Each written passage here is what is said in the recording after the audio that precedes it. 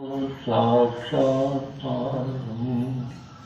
तस्मै श्री गुरवे नमः। मेरे नाथ, आप अपनी सुधामयी सर्वसम्मत पतित पावनी आयत की कृपा से दुखी प्राणियों के हृदय में त्याग का बल और सुखी प्राणियों के हृदय में सेवा का बल प्रदान करें, जिससे वो सुख दुख के बंधन से मुक्त हो, तेरे पवित्र प्रेम का स्वागत कर प्रकट हो जाए। प्यारे बुजुर्गों, माताओं, भाई बहनों, अभी पांचवी पातशाही गुरु अर्जुन देव जी महाराज की वाणी का श्रवण करें। वाणी के अंदर प्रेम का लिखा, प्रेम वो तत्व है जो जैसे किया जाता है उसका रूप होता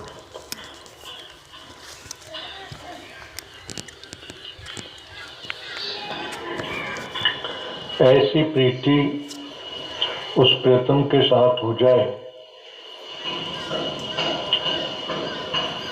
जो कि प्रीति अपने पूर्ण प्रीतम से मिल जाए। उसी के लिए संकेत यहाँ पर अर्जुन देव जी महाराज मोशन और समन के माध्यम से हम सभी बहन भाइयों के लिए समझा रहा। आज हमारा प्रीतम ये संसार है, संसार के पदार्थ है। क्यों है? शरीर करके। अगर शरीर नहीं होता तो संसार नहीं होता। आज हमारे पास में शरीर है तो शरीर की रंगत से संसार से हमारा रिलेशन है, संबंध।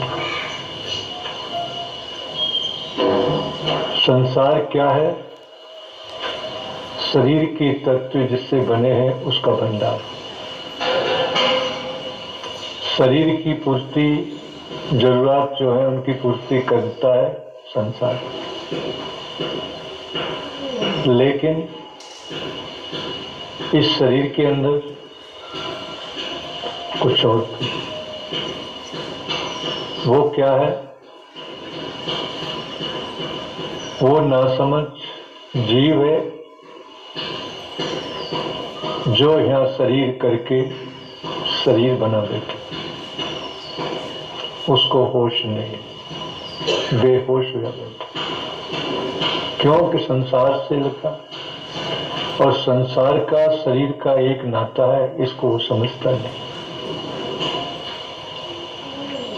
शरीर जिस प्रवाह से बह रहा उसी प्रवाह से संसार बहता।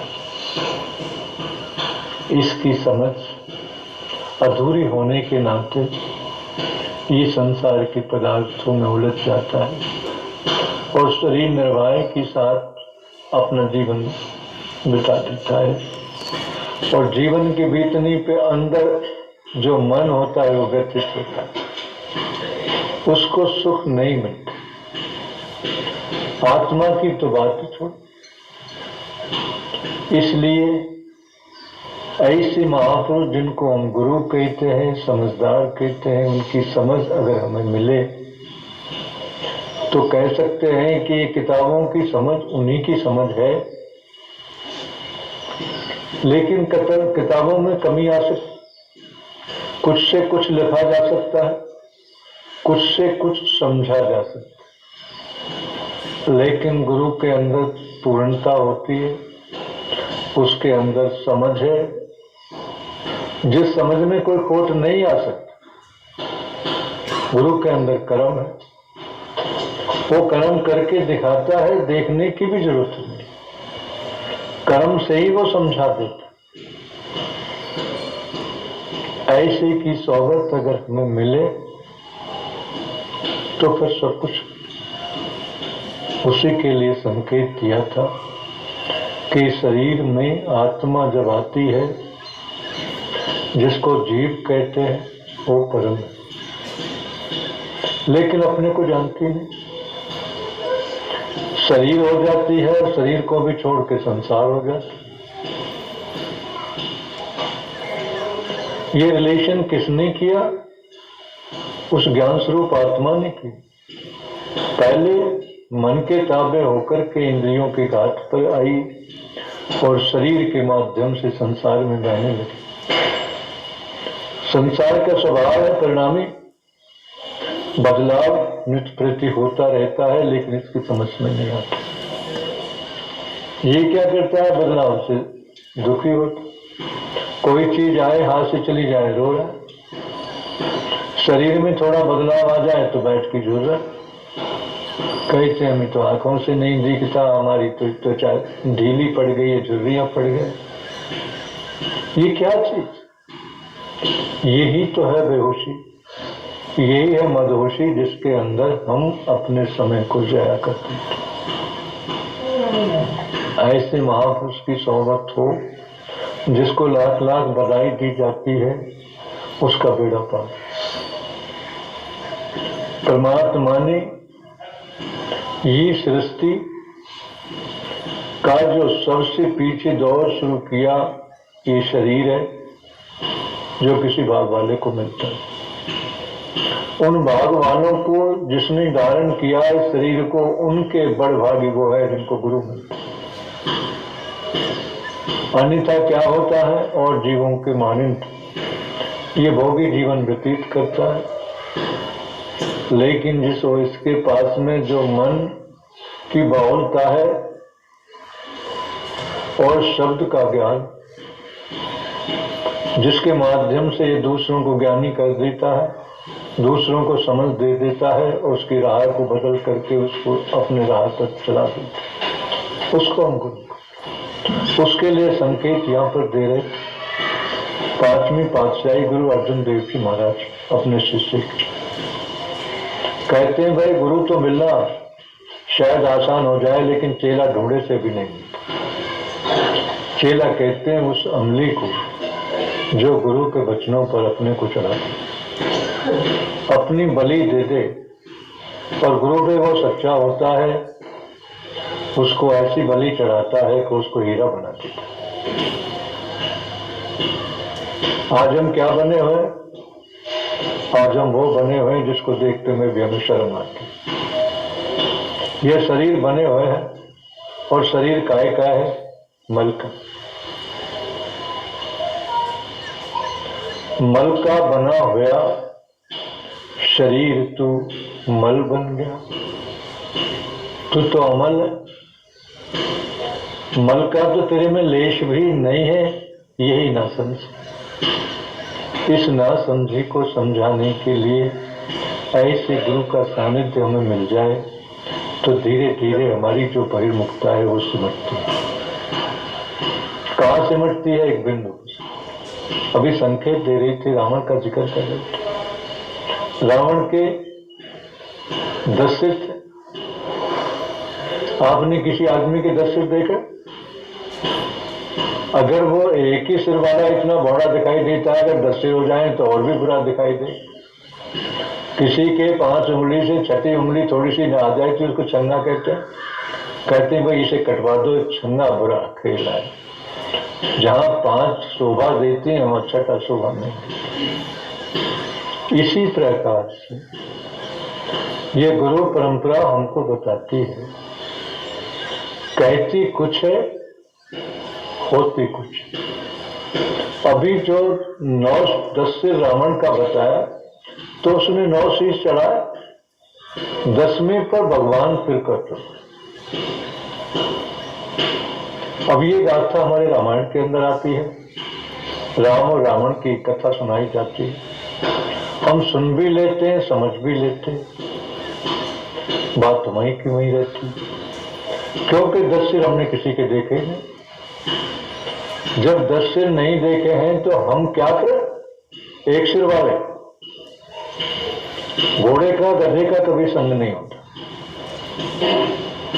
घोड़ा वाला कह के आओ भाई दौड़ेंगे, कहेंगे भाई कहाँ गधा और कहाँ घोड़ा, कोई संगति नहीं है, घोड़े से घोड़ा ही दौड़े। इस तरह से संत महात्माओं ने ये जो जिक्र किया है समन और मौसम का, रावण का, ये सही का। वो रावण ही 10 सिर वाला नहीं था, हम और आप भी 10 सिर वाले। अगर 10 सिर वाले हम नहीं होते तो रावण का जिक्र क्यों होता? तो रावण जो 10 सिर वाला था वो 10 में बह रहा था, इसलिए 10 में बहने वाले सब रावण हैं। सब क्या है? सब कामी है। और कामी का प्रेम से क्या संबंध?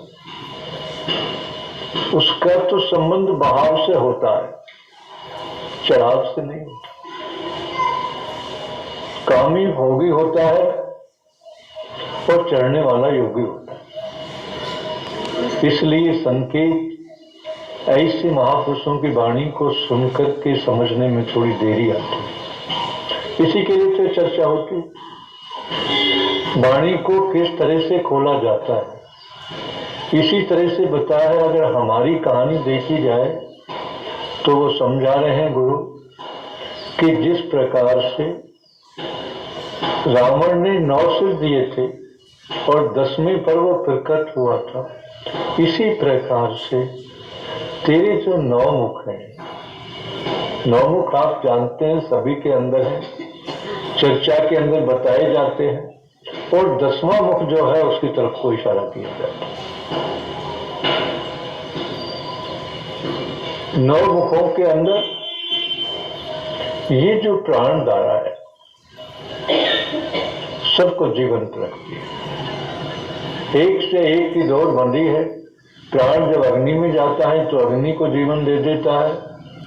अग्नि जब द्रव्य को मिलती है तो उसको ठोस होने से बचाती रहती है। वो ढीला रहता है और जो मृत्यु होती है वो द्रव्य को अपने अंदर संजो लेती है। इस तरह से ये 5 भूतों की रचना में 4 भूत प्रधान है। 5वां जो आकाश है उसके भाव पास में ये सब अपना नृत्यपात करते हैं।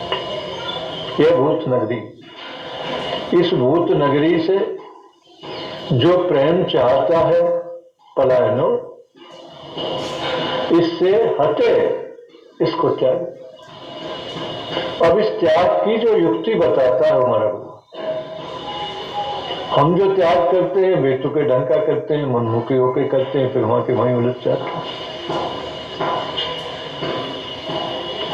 इनके लिए संकेत वही दिया जाता है जो हमें विरासत में मिला।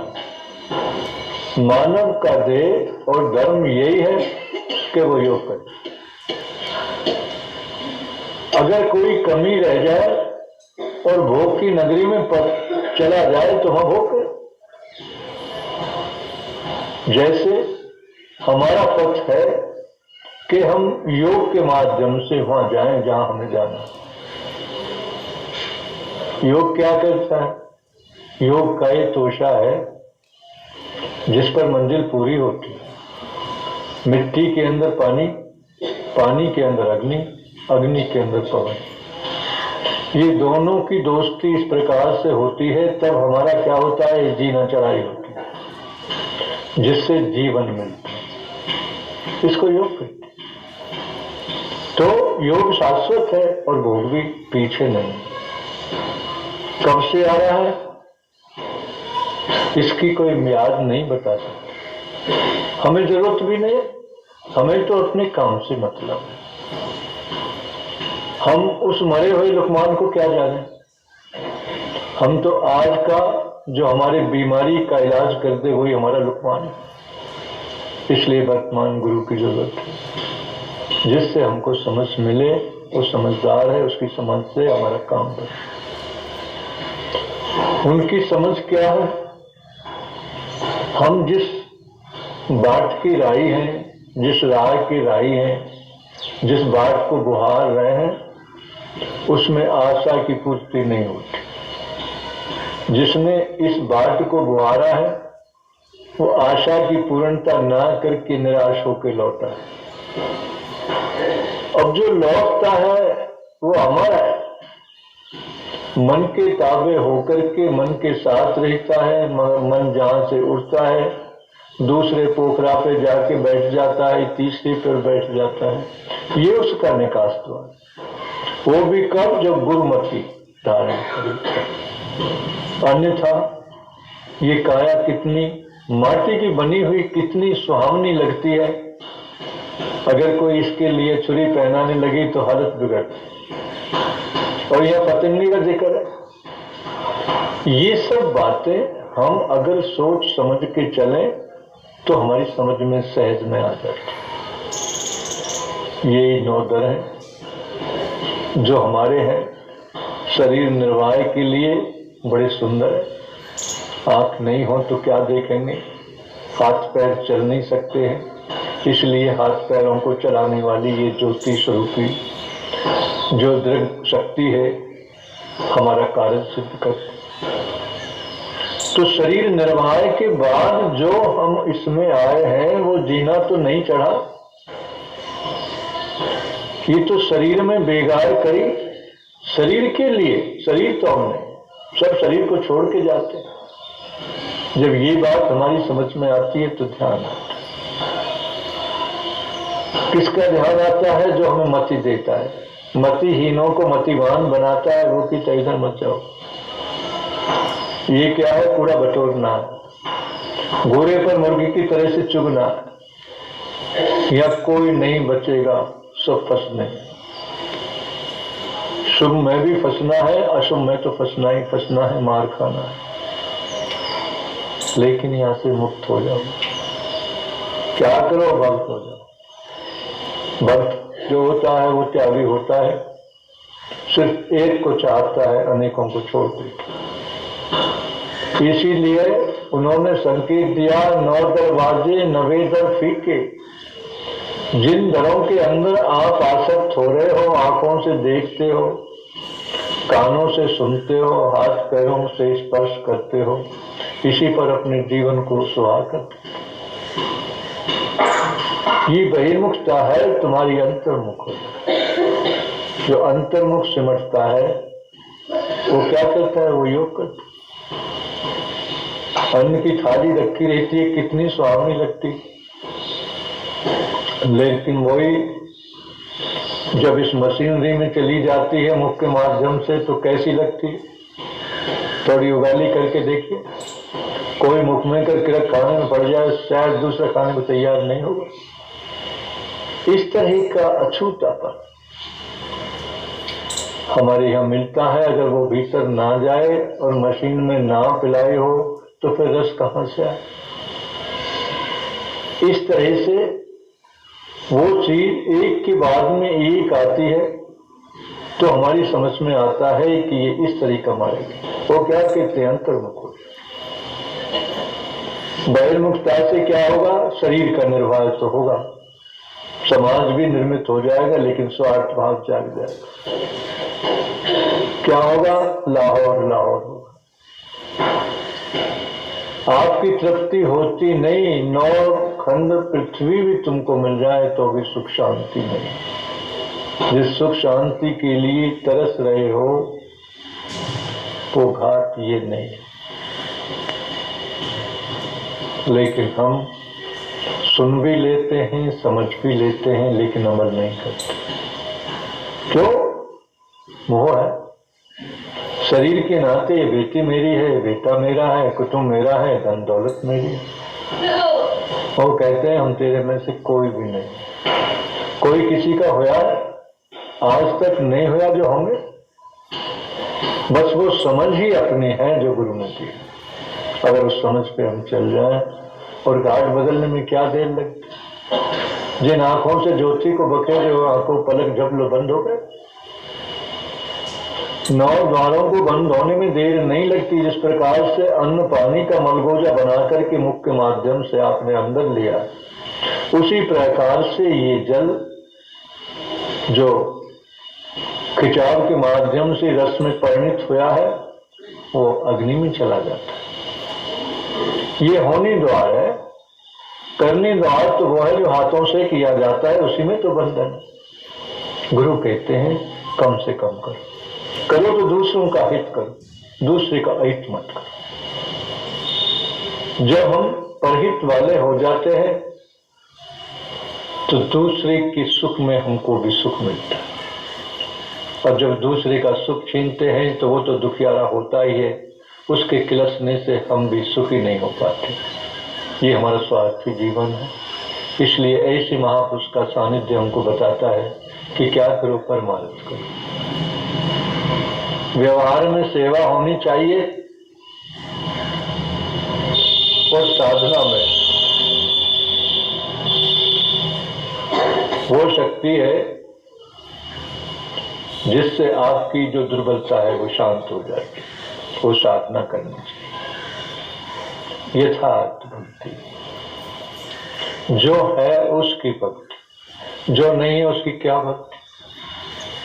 अभी हमने बतलाया है कि ये 5 भूतों का पिंड है जिसको हम शरीर कहते हैं, 5 तत्व में से विद्यमान है।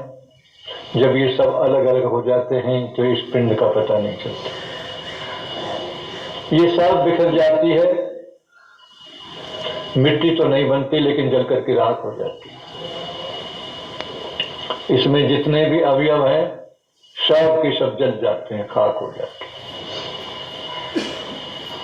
कहां गए? तत्वों में। तो तत्वों के निर्माण से जो काया बनी है, इसीलिए महापुरुष कहते हैं कि उन तत्वों की तरफ ध्यान दो। रचना असत है और तत्व भी जड़ है, लेकिन इसकी मिलौनी ही है जो विज्ञान है। ज्ञानी ने ये विज्ञान किया और रचना बनी। अब इस रचना से उस ज्ञान की तरफ को चल जो तेरा स्वरूप। उस स्वरूप के लिए ये महापुरुष हमें क्या चेताते हैं? अंतर्मुख। जिस घाट से संसार का, शरीर का कार्य किया था उनको बंद कर। इनको बंद करना ही समझो कि आपने इनको काट दिया। इनसे आप कट गए। आंख बंद होगी तो संसार कहां दिखाई देगा? आंख जब नहीं खुलेंगी तो हाथ पैर काहे के लिए चलेंगे? इस तरह से 9 के 9 दर आपके बंद। लेकिन आप तो 9 दरों से कार्य करके, जुआ पे अपनी शक्ति को खर्च करके खाली शक्तिहीन बन के लौटते। और जो कार्य तुम्हारे लक्ष्य को प्राप्त कराता उस लक्ष्य को ही भूल गए। उसकी जागृति ऐसे महापुरुष के सानिध्य से होती है। वो कहते हैं भैया हमारी बात को सुनने के लिए आ जाओ। हम अगर तुमको सुनाने चली जाएं तो घर में बैठ के सुन जाओ। हम जो कह रहे हैं वो काम। घर से भगो मत, लेकिन अंतर्मुख हो। पहले अपना काम करो, फिर शरीर का काज करो, फिर अपने समाज का काम करो। क्या बुरी बात कहते? मनमुखिया जो होते हैं वो तबाही का आलम होता है। जब यहाँ मार पड़ती है, जिनसे मोह हो जाता है, उनका खर्चा नहीं दे पाते तो घर को छोड़ के भागते हैं। अब जो घर को छोड़ के भगेगा तो ऐसा नौकर घर छोड़ के चला जाए तो घर दुखी होता है। कहते हैं भाई ये हाथ से निकल गया, तलाश करो। पकड़ा जाता है, फिर ला के रखा जाता है। इसी तरह से हमारी जीवनचर्या चलना। उसके लिए महापुरुष कहते हैं कहीं मत। जो करके आए हो लेने देने का व्यवहार है। भाई तुम बच्चे थे तो जब तुम तो कमाते नहीं थे, अब जवान हो गए तो कमाया तो उसका दो। जो खाया है इस समाज का हम लोग लेन देन करते, और जब जाते हैं तो इस व्यवहार को यहीं छोड़ जाते। शरीर के साथ व्यवहार है, इसलिए शरीर के रहते हुए तुम उस घाट पे चलो जिससे तुम्हारा कल्याण हो। आत्म कल्याण की जो भावना है और सुंदर समाज के निर्माण की जो व्यथा आपके साथ में लगी है, उसको पूरा करना एक इंसान का फर्ज बनता है। उसके लिए कहते हैं कि आप ध्यान से काम करो। करने से पहले आप जगते हो, और जगने के तुरंत बाद पहले अपना काम क्या करो? भल के उठो, जब आंख खुल जाए आप बैठ जाओ। क्या करो? स्नान करो। काय में करो, उसमें करो जो तुम्हारे सर पे बरस रहा फुवारा। उस फुवारे को हम नाम कहते हैं, शब्द कहते हैं, जिसमें बोल होता। आप कान बंद करके देखें या एकांत में जो युक्ति से आपको बताया है, उस युक्ति का श्रवण करके, जप करके आप उसको खोल करके देखें तो सबके अंदर वो बरसा होगा। उसका नाम अमृत बरखा है। क्या हम सुनते हैं? नहीं सुनते। उसको महापुरुष भजन कहते हैं। मात्र जो आवाज हो रही है उसकी तरफ को तवज्जो कर देने का नाम ही भजन है। उसमें क्या आफत है? लेकिन फिर भी नहीं होता, क्योंकि आंखें खुल जाती हैं, मन बौरा देता है कि तू बैठा है, अरे मूर्ख जल्दी चल, बच्चों का गुजारा कैसे होगा यहां बैठा। उस समय ध्यान गुरु का हो जाए और मरना याद हो जाए तो जीवन बन जाए। मेरे गुरु ने कहा है कि सबसे पहले जब तू उठेगा तो क्या करेगा? अमृतसर में स्नान करेगा। जो अमृत का भरा तालाब है, सर है, समंदर है, उसमें तुझे स्नान करेगा। कहेगा महाराज अमृतसर तो पंजाब में पड़ता है। अमृतसर घट माही, वो तेरे घट में बरस रहा है। बैठा बैठा सुन। इससे क्या होता है? मन भी चाहिए। जो मन बहिर्मुख हो रहा था, शांति के लिए तड़प रहा था, शांत हो जाए। इसको कहते हैं परम शांति। आज उस शांति के लिए हम दूसरे की छीना झपटी करते हैं, जो स्वार्थी जीवन है। फिर देने के लिए जाएंगे, उसकी सहायता के लिए जाएंगे, सेवा हो जाए, डबल लाभ कर दिया। करनी में भी नहीं उलझे, देने वाला क्या को उलझेगा? लेने वाला उलझता है, और जो ले ले उसको देना पड़ता। इसलिए गुरु जी ने कहा सेवा करो। कैसे? जो शक्ति है। शक्तिहीन बन के अपना लक्ष्य करो। शक्तिहीन बन के क्यों लक्ष्य करेंगे? पहले तो अपनी शक्ति से अपना काम करेंगे। अपना काम क्या है? कोई अमृत शब्द, गुरु के मंत्र का जप करना, ध्यान करना, अंतर्मुख हो जाना। जब से क्या होता है? जब से मार्ग प्रशस्त होता है। जो हमारा अंतःकरण है वो शुद्ध होता है, संग दोषा। जब हम संसार का ध्यान करते हैं कलुषित हो जाते हैं, दिल पत्थर हो जाता है। आपने देखा गर्दन कटने में देर नहीं लगती, सब चीज भीतर बैठी। हज वाले जाते हैं, सबसे पहले वो जो पीर फकीर है उन्होंने बताया कि यहाँ पर दो ही चीज, एक मोह है, एक मद है, जो शैतान की सवारी। बस इनसे ही बचना है, इसलिए कंकरी मार दिया। लेकिन उन्होंने तो सत्य कहा है, लेकिन समझ कहाँ सच्ची आती है। वो ये मोहम्मद कंकरी तो हमारी आते हैं, और जो थोड़ा कह दे कि ये भग रहा है तो नीचे दब जाते हैं, कितने ही तो वहीं मर जाते हैं। अगर महापुरुष की वाणी पर विचार किया जाए तो वो मोह मद को त्याग करना ही समझो शैतान में कंकरी मारना है। ये अहंकार ही तो हमारा शैतान है। पैसे का मद हो, बल का मद हो, धन का मद हो, विद्या बुद्धि का मद हो, ये सब मद है। लेकिन प्रेम का जो रथ है वो इनसे परी का रथ है। यहाँ कोई काम नहीं देता। क्या देता है? शरण। सतगुरु शरण गहो मेरे प्यारे, कर्म जगात चुका। कर्म से कर्म नहीं कर सकते आप, कैसे कर्म करें? कहोगे महाराज अच्छे कर्म कर लें तो कोई आपदा है? नहीं, आपदा नहीं है, उसका फल अच्छा मिलेगा। अगर किसी की सेवा की है आपने तो उसका परिणाम क्या होगा? राजे महाराजे बन जाओ। आपको खुशी होती है राजे महाराजे बन करके, लेकिन पता नहीं है जब 10 रुपए जेब में होते हैं, जब उस पे एक जेब कतरे की निगाह हो सकती है, तो इतने बड़े राज पे क्या किसी की नहीं हो सकती? राजाओं के गोले पड़ते हैं, उनके यहाँ बम होते हैं। किसी गरीब के यहाँ भी आपने देखी है बम? उसे क्या जरूरत है? तो इसी तरह से ये काल जिसको शैतान कहा जाता है, इसके यहाँ इनामात वो मिलते हैं इस जीव को जहाँ जीव बेहाल हो जाता है। राजा को रात दिन नींद नहीं आती, उसका हार्ट भी खराब, उसका ब्रेन भी खराब, शरीर भी खराब, उसकी कृति बिगड़ जाती है। जो योग के माध्यम से राजपद लेता है वो नरक में जाता है। उसके लिए महापुरुष कहते हैं कि भाई हम तुम एक,